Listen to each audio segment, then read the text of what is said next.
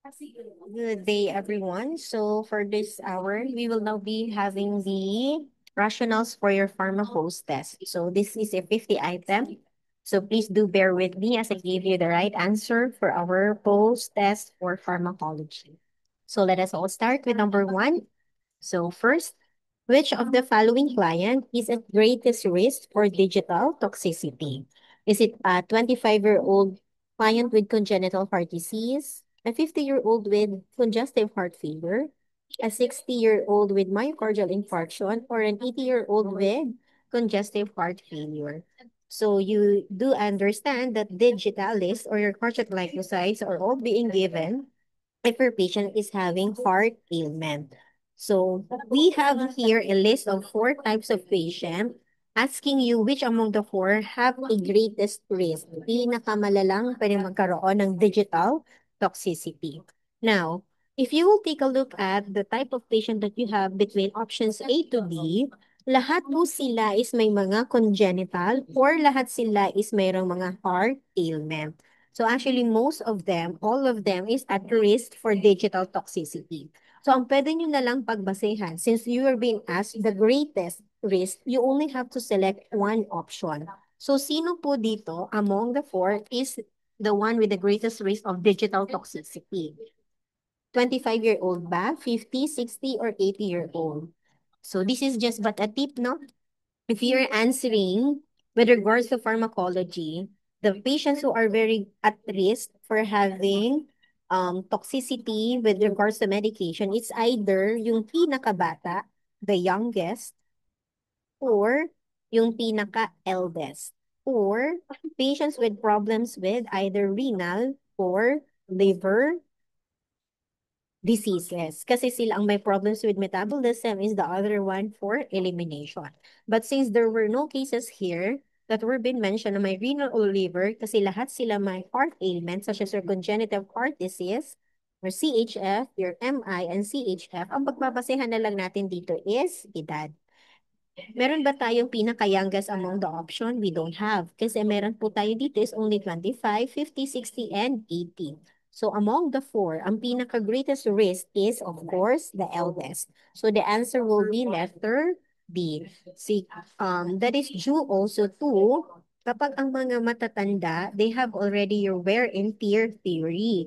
Pag sinabi natin wear and tear theory, as the patient age, mas nagiging mababa na ang functions ng mga organs kasi hindi na sila on their condition state. Hindi na sila yung pinaka-healthiest state na kasi nga patanda na din ang kanilang organ. Therefore, ang organs could either be not fully functional already. So the answer number one will be letter D. Number two, the action of medication is inotropic.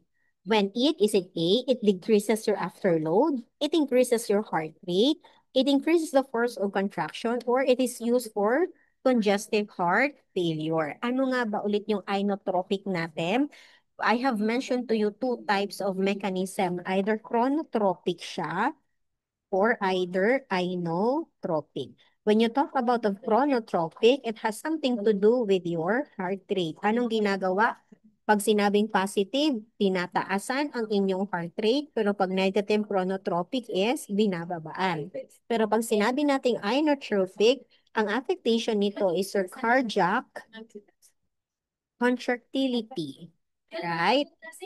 So kapag positive inotropic po yan, so meaning to say, tinataasan niya ang force of contraction or cardiac contractility. Pero kapag negative, meaning to say, binababaan or mababa. But since this is an inotropic, wala naman nakalagay na positive or negative, this is already understood that it poses positive effect.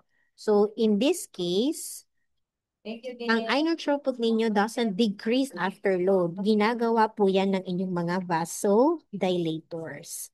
It increases your heart rate? No. Kasi 'di ba pag mga inotropic medication, ang affectation nila is nasa cardiac contractility. So your increases of your heart rate is dapat nagmamanifest yan sa mga chronotropic medication. Increases the force of contraction? Yes, possibly. It is used for The treatment of congestive heart failure, pwede din. But since you are only asked to answer one question, inotropic medication is best exemplified by increasing the force of contraction.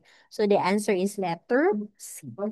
Next one is number 3, which is the most, okay, pinaka, most appropriate, ibig sabihin, tamang action for the nurse to take before administering digoxin. Okay? Ano na nga yung tinitingnan natin pag nag-check tayo or nagbibigay ng digoxin, we make sure that we make check all the precautions before giving this type of medication.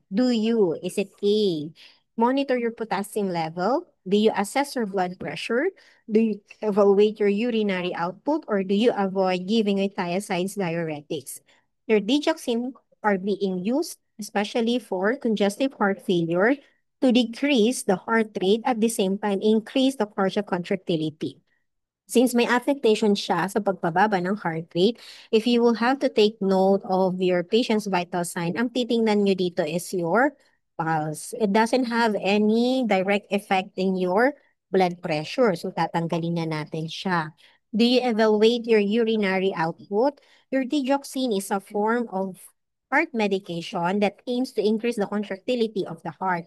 It doesn't give or give off your excess fluid, no? Hindi naman siya type of diuretic. So, hindi natin siya i-assess when you do give your digoxin. Evaluation of your urinary output could be assessed prior to giving your diuretics or after your diuretics.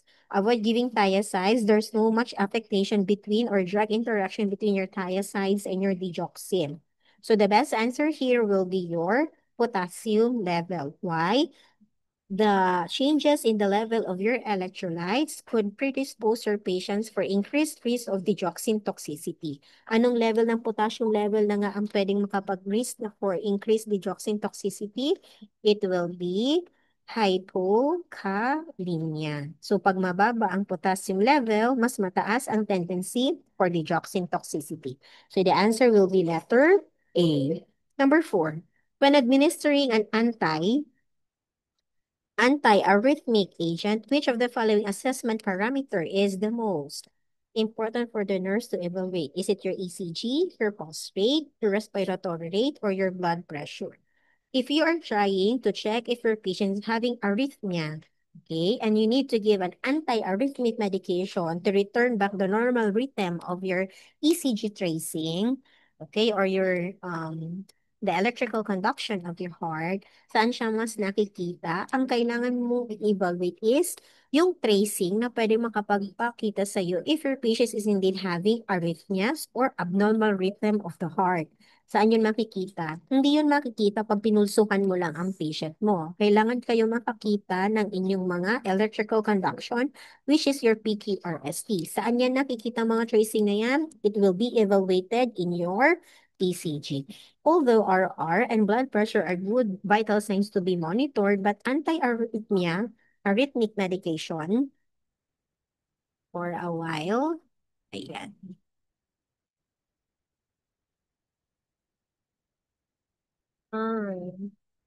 For a while.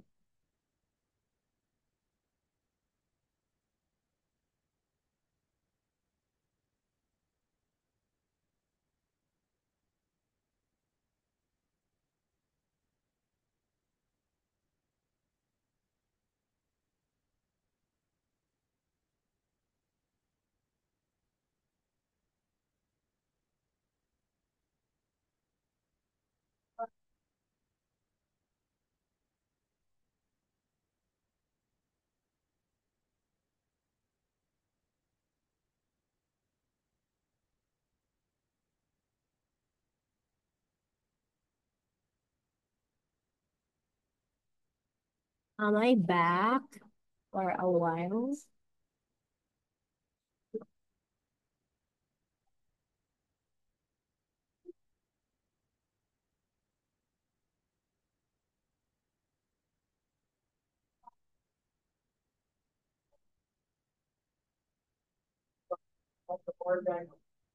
Yes. So the correct response of the CI is three. Okay. So the question Sige, let's resume. Ayan, where are we now? Okay, so let's go back to number 5. Okay, so number 4. So you need to check first the parameters, and this can be seen through your ECG. Okay, so let's proceed with your number 5. Epinephrine is used to treat cardiac arrest and status asthmaticus. Which of the following actions? Okay, yung epinephrine daw is being used to treat cardiac arrest and status asthmaticus because which of the following actions? Is it A, it increases the speed of conduction and gluconeogenesis, bronchodilation, increased heart rate, contractility, and conduction, increase vasodilation and enhance myocardial contractility or bronchoconstriction and increase of heart rate. So your epinephrine is a form of a medication that actually produces sympathomimetic response. Sympathomimetic response. So kung sympathomimetic response yan, it increases all of your activity. Now, although epinephrine is being used to treat cardiac arrest and status asthmaticus, the target of your epinephrine, although it also produces your E, it increases the speed of conduction. The main purpose of your epinephrine with regards to cardiac arrest is actually to increase your myocardial contractility. Kung ang tinatarget natin is a status asthmaticus, since status asthmaticus produces bronchoconstriction, okay, ang magiging effect dapat niyan would be bronchodilation. So the answer in number 5 will be letter B. Okay. The next question will be, which of the following effects of calcium channel blocker causes reduction in your blood pressure? Is it A, it increased cardiac output, B, it decreases peripheral vascular resistance, or it decreases renal blood flow, or cardiac influx into your cardiac muscles? So initially, baka ang sabihin nyo, since calcium channel blocker siya, nagkakaroon tayo ng blockage of your calcium influx. Tama naman. But the options in your letter D states sa cardiac muscle. The main question in your number 6 is on your how come ang inyong calcium channel blocker is nakakapag-cause ng reduction in your blood pressure? Sabi natin, your calcium channel blocker produces contraction that makes the lumen of your vessels to be small or constricted, making it your BP to be elevated. So, kaya siya natin binablock ang calcium na makapasok sa mga smooth muscle ng blood vessels ninyo is to decrease your peripheral vascular resistance. Okay? Kaya the best answer in number 6 is letter B. Next one.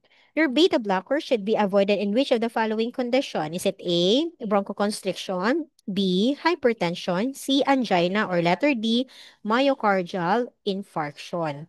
So, kailan ba ginagamit ang beta blockers? I mean, kailan siya ina-avoid?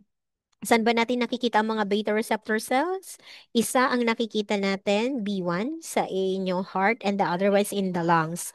Kung blocker po siya, since your beta cells is a form of beta-adrenergic, meaning to say, it increases your activity. Kung ibablock natin yan, ang maging effect niyan sa puso is to decrease your heart rate.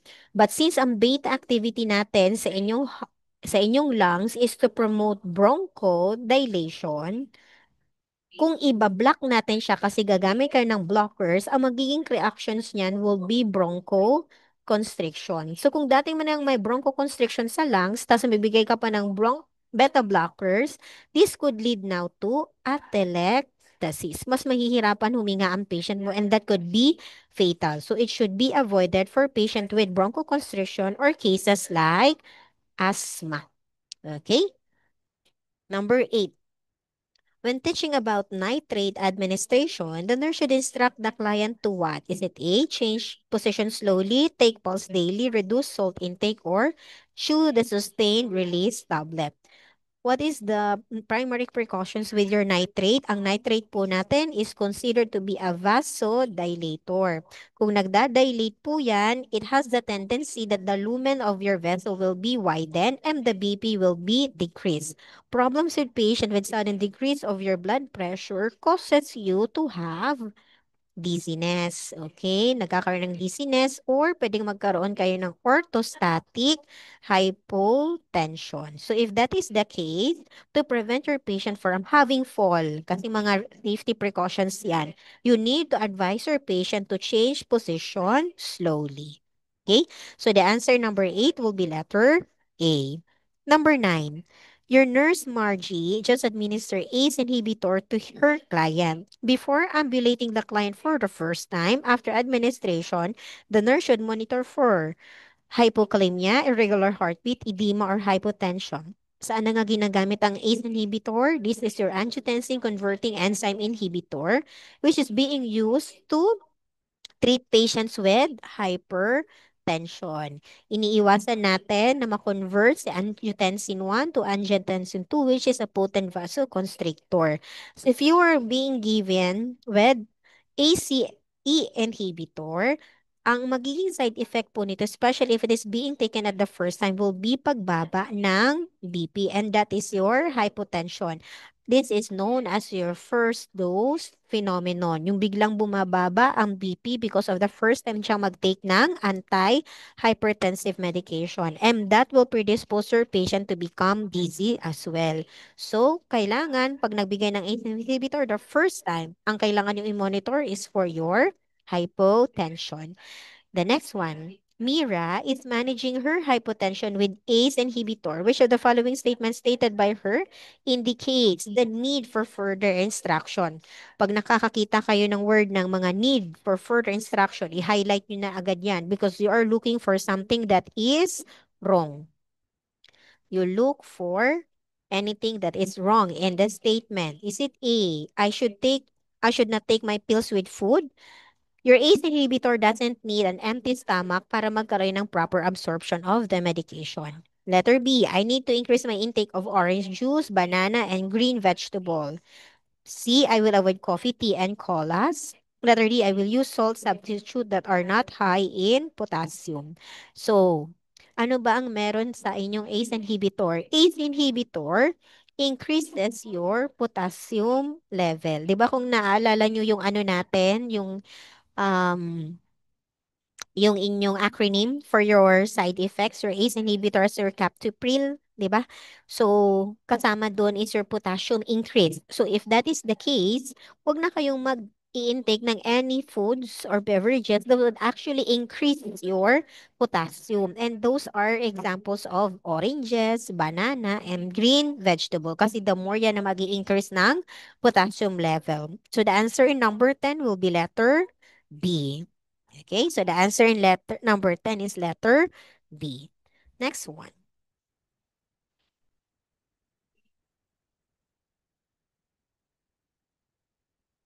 11 is, as a competent nurse, you are aware that vasodilators are used mainly to, is it A, for diabetes, hypertension, atrial fibrillation, or hypotension? Kung vasodilators yan ang ginagawa, mainly it dilates your vessel. So kapag na nag-dilate ang vessels ninyo, since the diameter was increased and widened, the pressure inside of your lumen decreases. So, saan natin siya ginagamit? Kapag ang patient yung is mayroong hypertension. So, the answer is letter B. We do not use your vasodilator for hypotension because the more po siyang babagsak ang inyong BP. Your vasodilator has nothing to do with your diabetes because we need here your insulin. Atrial fibrillation, we don't need your vasodilator. Instead, you will be utilizing anticoagulants. So number 12. In a 50-year-old widower who has a transient ischemic attack or your TIA, what is the most common vasodilator used for this kind of treatment? Is it your norepinephrine, dopamine, your papaverine, or your nitroprusside? Pinaka-common na vasodilator, laging tatandaan yan, is your nitrates. Okay? Ma'am, paano namin na siya yung mga nitrates na yon? These are your nitroprusside, nitropres, isordyl, isosorbide mononitrate at meron din kayong isosorbide dinitrate. Okay, these are examples of your nitrate. So the answer number 12 is letter D. Number 13. For a client taking drugs to treat peripheral vascular disease, it is important to provide health education about what? Is it A, smoking cessation, developing a proper balance between rest and activity, proper food care, or letter D, all of the above? So, ang tawag natin sa ganitong klase ng question kapag meron kayong isang option na tama and the other option is another correct and you're not even sure if the third one is correct or not. Pag may dalawang tamang sagot na, you look for an answer that covers all. Ang tawag natin dyan is your umbrella effect. Okay? Pag sinabing umbrella effect, kaya niyang i-cover yung lahat. So ano lang po ang meron tayong ganon? It would be your letter D. All of the above. Number 14. Which of the following client is most likely to experience adverse effect from treatment of diuretics? Sabi natin ang diuretics are being used to eliminate your excess fluids. Okay? Especially if your patient is at risk for congestion. Is it a 21-year-old student, 40-year-old unmarried man, 60-year-old widower, or 75-year-old man? In this case, meron ba tayong other data with regards to your patient na magsasabing very at risk sila to develop diuretic adverse effects. So wala naman ditong medically related case about your patient with regards to the use of your diuretic. So kung wala na silang any extra na other factors to describe your patient, then you have to look for the age. If you have to look on the age, sino ang pinaka-prone dyan na mawala ng water component in the body? So, sabi natin, it will be either yung extremely young or extremely old. And the answer here will be letter D. So, aside from that fact, kapag bata ang pinag-uusapan, kasi 21, 40, and 60 are good. May good balance pa yan with regards to the water. You have to consider kung ilan ang water composition ng tao depending sa edad. Yung mga fetus po natin covers 90% ng kanilang katawan is water. And then you also have your newly born, which is covering 80%. Then you have also your child that they have 70%. You have your adult, which is 60 to 65%. And the last one is your elderly, which is 55%. So if you would try to look at on the composition of the fluid, ang mga bata, which is your fetus, your newly child, since most of their composition is water, they are very much prone for dehydration. Kasi mostly lang kanilang katawan is tubig ang concentration. Same thing kapag nasa matatanda, since sila ang may pinakakonting amount of fluid composition sa katawan. So these are the two groups that are very at risk of dehydration secondary to use of your diuretics. Number 15, for lipid-lowering agents to be successful, drug therapy must lower anong binababaan ng lipid natin, which are your statins, of course, yung bad cholesterol, and these are your LDL. So the pinaka ano natin for lipid lowering agents is your LDL. Okay? Next one, let's proceed to number 16. As competent nurse, you know that the most significant contraindication for therapy with lipid-lowering agent is it A, renal, diabetes, liver, and cardiac disease? So we were able to mention earlier that for patients receiving statin, yung mga statin natin, it has a tendency na mag-increase sila ng liver function test. And that what makes them hepatotoxic. So kapag ganyan ang precaution, patients with liver disease are much prone for um much prone to be contraindicated in using statin medication. Next one. Next one will be number 17.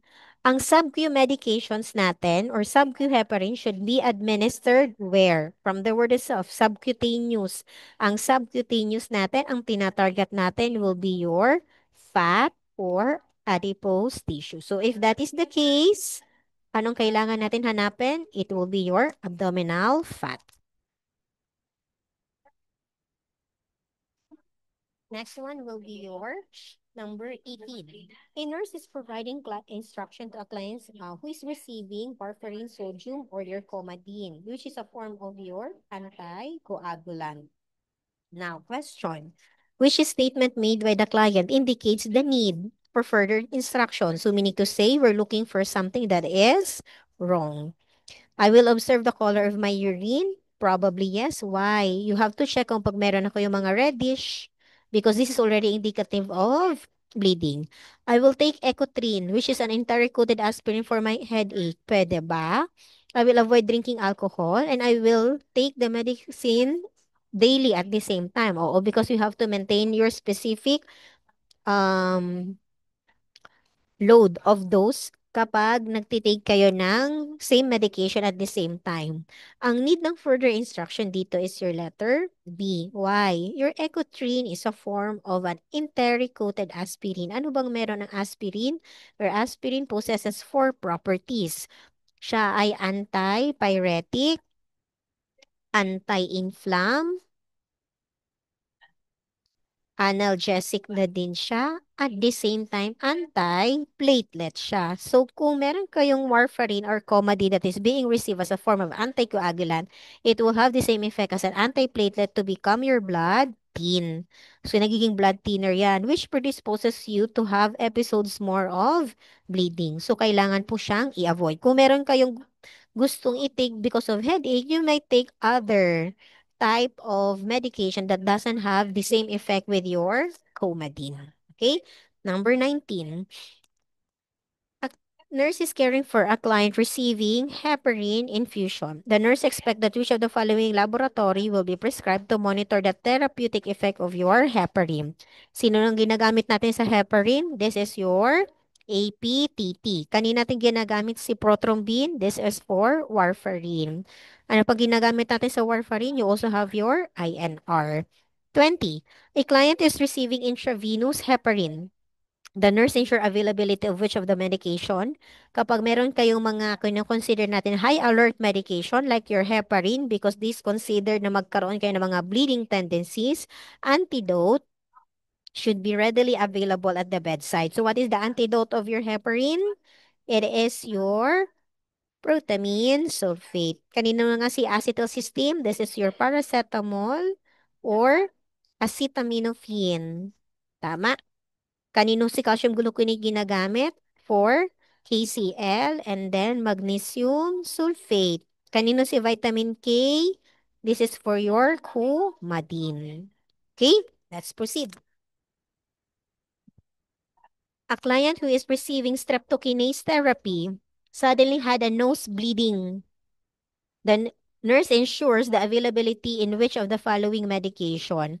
So kung meron tayong streptokinase, which is a form of thrombolytic at biglang nagkaroon ng nose bleeding, then meaning to say, your patient is already having toxic or adverse effect. So you have to give now your antidote. What is the antidote of your streptokinase? Binigay ko po yan doon sa list ninyo and these are your aminocaproic acid. Okay? Next one. 22. The nurse is caring for a client who is taking digoxin, which is lanoxin, 0.25 microgram tablet once a day. The client suddenly complains of anorexia, nausea, vomiting, and diarrhea. So these are GI symptoms indicative of digoxin toxicity. As a nurse, you know that the therapeutic digoxin rate is what? So this is your letter B, 0.5 to 2 nanogram per ml.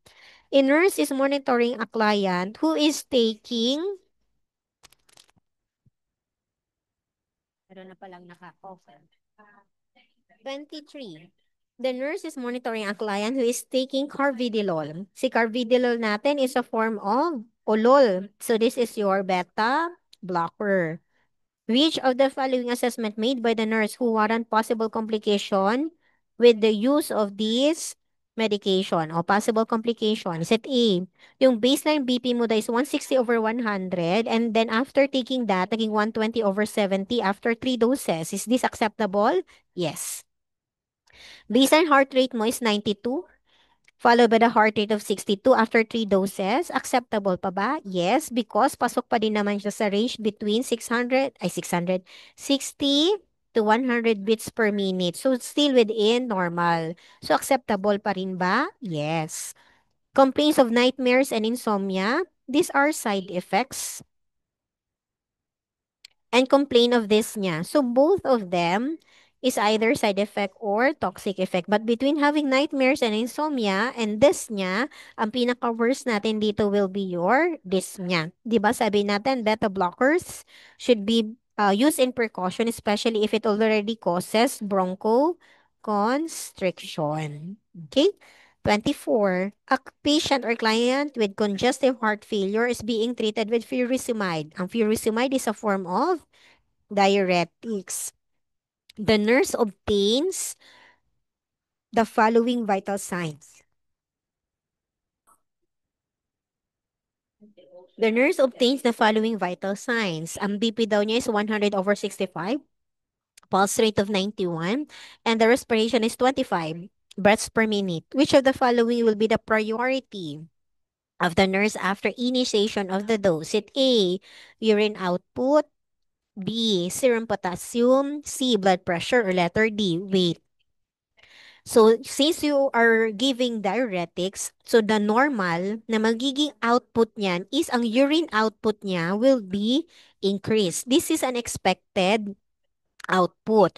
But if you are being asked kung ano yung pinaka-priority assessment ninyo after initiation of the dose, since ang diuretics ninyo is pwedeng magpababa ng circulating volume kasi maglalabas siya ng excess fluid, this will be manifested with assessment of your blood pressure. So the answer in number 24 is C.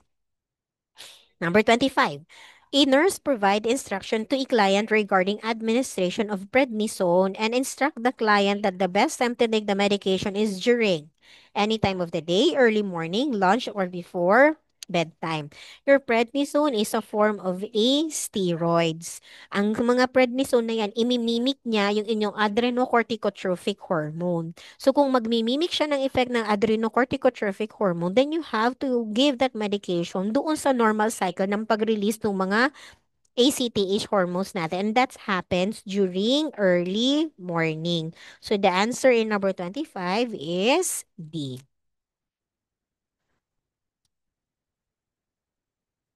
Next one, number 26. Number 26, a client with diabetes insipidus is taking antidiuretic hormone. So, kapag may kayong diabetic insipidus, your patient is keep on urinating. Nag-urinate siya ng large amount of urine pero not concentrated. Hindi concentrated pero marami. So, which of the following symptoms would alert the need to decrease the dose? Is it A, alopecia, B, jaundice, C, diarrhea, or letter D, drowsiness? Kung ang patient ninyo is nagtitake ng antidiuretic hormone, then meaning to say, your patient is not urinating that much. Kasi nga antidiuretic. So, hindi siya mag-iihi. Anong nangyayari dun sa fluid? Kino-conserve siya ng katawan. The problem is, kapag conserve, there is the tendency na pwedeng malunod ang katawan ninyo with fluid. Kapag nagkaroon kayo ng further congestion, it could be manifested if your patient becomes drowsy. So the answer will be letter D. Number 27. Yung prednisone daw is prescribed for a client with diabetes mellitus who is using Humulin 70/30. So this is a form of your insulin. Which of the following prescription changes does the nurse expect during the therapy of your prednisone? An addition of oral hypoglycemic medication, increased dosage of your prednisone, increased dosage of Humulin 70/30, or decreased dosage of your Humulin 70/30. So ano yung nabanggit ko sa inyo with regards to your prednisones? Your prednisones are your steroids. 'Di ba? It mimics your adrenocorticotropic hormone. Ngayon, sa adrenocorticotropic hormone, meron kayong tinatawag na glucocorticoids, meron din kayong mineralocorticoids, And meron din kayong mga sex hormones. Kapag nagbibigay kayo ng prednisone, lahat yan nag-i-elevate. So kung nag-i-elevate yan, ang glucocorticoids ninyo, once nag-elevate, it increases your blood sugar level. So kung nag increase ang blood sugar level, tumataas ngayon ang demand ng katawan for an insulin. So kung diabetic po yan, you expect dapat magtaas sila ng insulin dose. You don't need to add oral hypoglycemic agent because your patient's already receiving Humulin 70/30. So you need to increase your C. Increase the dose of Humulin 70/30. Number 28, a patient with adrenal insufficiency is to be discharged and is given prednisone as home medication. The nurse instructs the patient the following except is it A, to avoid aspirin containing products, avoid food rich in potassium, avoid caffeinated drinks, or to avoid individuals with respiratory infections. I have able to mention earlier, di ba, kapag ang patient is nagre-receive ng mga steroids, especially kapag meron silang adrenal insufficiency, ibig sabihin, konti ang kanilang ACTH, kaya nagre-receive sila ngayon ng steroids para at least umakyat at maging normal ang kanilang level. If your patient is already receiving prednisone, anong i-instruct natin sa patient? Except, so we are looking for a wrong instruction. Do they need to avoid aspirin-containing products? Definitely, yes. Kailangan po nila yan i-avoid. Do they need to avoid food rich in potassium? Or avoid caffeinated drinks? Avoid natin yan. Avoid individuals with respiratory infection? Yes. Ang prednisone nyo po kasi, since this is a steroid, nagkakaroon sila ng immunomodulation effect. Anong klaseng modulation ang ginagawa nila? Ginagawa kayong immunosuppress. Pag immunosuppress kayo, prone po kayong magkaroon ng infection. So, kailangan po i-avoid ang individuals with respiratory infections. Ang kailangan nilang i-avoid is ang wrong is, do not encourage your patient to avoid foods rich in potassium. Why? Kasi sa inyo pong adrenocorticotropic hormone with your steroids, ang inyong mineralocorticoids increases water reabsorption, pero ini-increase niya ang sodium absorption but decreases potassium reabsorption. So there is the tendency bababa ang potassium. So dapat ang encourage natin is high-rich food. Hindi dapat siya i-avoid. It should be encouraged. So the answer number 28 is boy.